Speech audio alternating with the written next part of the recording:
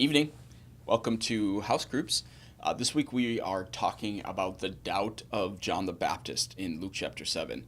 So, John is in prison, and Jesus isn't acting just as John thought he would as the Messiah.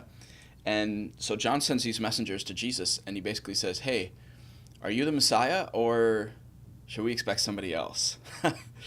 Now, thankfully, Jesus is gracious with John's doubt, and he gives him a number of proofs to why he is indeed the Messiah. In his book, Our Greatest Gift, author Henry Nouwen tells a parable of faith and doubt that I think might be helpful for us this week as we kind of wade through this tough topic. Nouwen imagines twin brother and sister talking to each other in their mother's womb.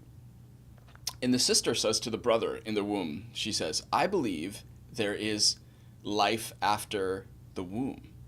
And her brother protests and says, "What? No, there's not life after this. This is all there is. It's just this dark and cozy place. We have nothing to do here but cling to the cord that feeds us." And the little girl insists. She says, No, there's got to be more than this. I think there's something after this where there's light and freedom to move. And her brother says, "No, you're crazy. Like, why? This is all there is. I don't know why you're thinking that." Well, after some silence, the sister says, hesitatingly, she says, "I have something else to say. I'm afraid you're not going to like it." She says, "I also believe that there is a mother." Her brother goes, "What? A mother? Like, what are you talking about? I've never seen a mother. Have you seen a mother? There's no such thing as mother. Like, who put this idea in your head?" And the sister, she couldn't let go of her thoughts, and since all she had to talk to was her brother in the womb, finally she says, "Don't you feel those squeezes every once in a while? They're quite unpleasant, sometimes even painful." He said, "Yeah, I feel that. What's so special about that?" And she said, "I think those squeezes are a sign of mother. I think they're there to get us ready, to get ready for a more beautiful place, something more beautiful than this, a place where we can see our mother face to face. Don't you think that's exciting?" And her brother just refused to answer her.